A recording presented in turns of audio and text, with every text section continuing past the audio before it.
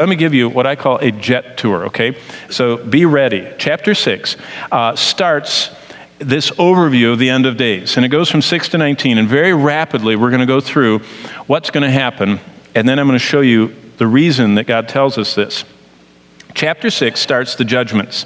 And from the moment of chapter 6, verse 1, through the climactic return of the king in Revelation 19, all we see is a river of God's wrath.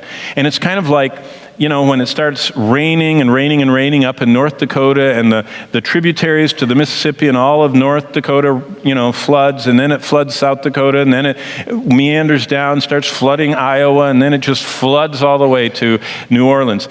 That's kind of like what the book of Revelation is. It just starts in chapter 6, but the river just keeps growing and flooding the earth.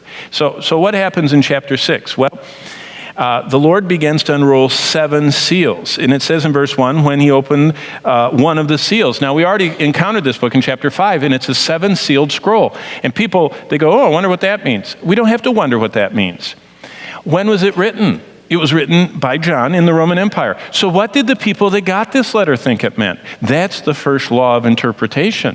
What did God mean to the people he wrote it to? The 2 emperors that were sitting on the throne during the course of this time period, both we have existing today, their wills, where they bequeathed the control of the empire to their successors, to the ones they chose.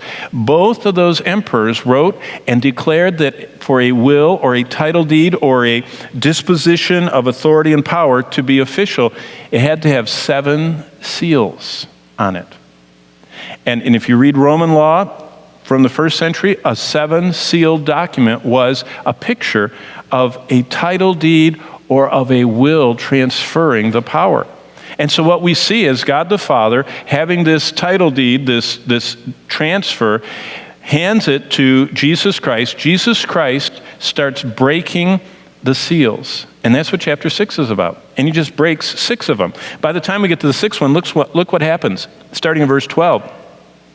As the Lord begins to unroll the 7 seals, each one breaks open and reveals another event that's going to happen. And by the 6th one in verse 12, we have an earthquake. I mean, and what an earthquake. It's the most descriptive one I've read about. He opened the 6th seal, and behold, there was a great earthquake, and the sun became as black as sackcloth of hair. That's black. The moon became like blood. That's really red. The stars of the heaven fell to the earth like a fig tree drops its late figs. Can you imagine, you're out on a summer night, and all of a sudden one of the kids says, oh, look, a shooting star. And everybody looks, and there isn't anymore. And they all just look, and there's, no more shooting stars. And so you look away. Can you imagine when the whole sky is looking like every one of those stars is falling to the earth, and meteor shower, whatever the Lord is doing here, the people think every star is falling out of the sky, and all of a sudden it says, in the midst of that verse 14, the sky recedes like a scroll. Now, most of us don't have scrolls around home, but my grandmother used to have scrolls covering her windows. And I remember they were these spring-loaded things that came down, and I was always the one that pulled it too far.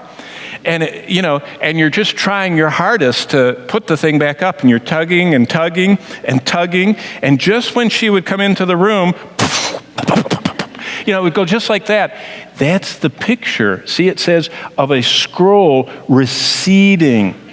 The verse 14, the sky recedes like a scroll when it's rolled up, and every mountain and island move out of its place.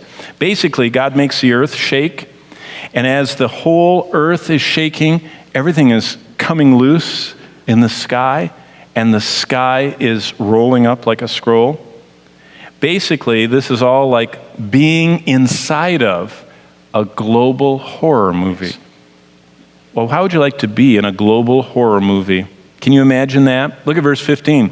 The shaken inhabitants of the earth scream for the rocks and the mountains to fall and hide them. Look at the description. From the top, the kings of the earth, then the great men, then the rich men, then the commanders, the titans that are running everything, then the mighty men, and every slave and every free man. So the entire strata of society, top to bottom, totally hide themselves in caves and in rocks of the mountains. Why?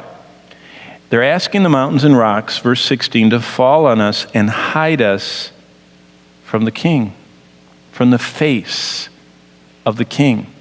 So here you are in this global horror movie, and you're a shaken inhabitant screaming for the rocks to fall, and you're only at the last verse of the first of 15 chapters.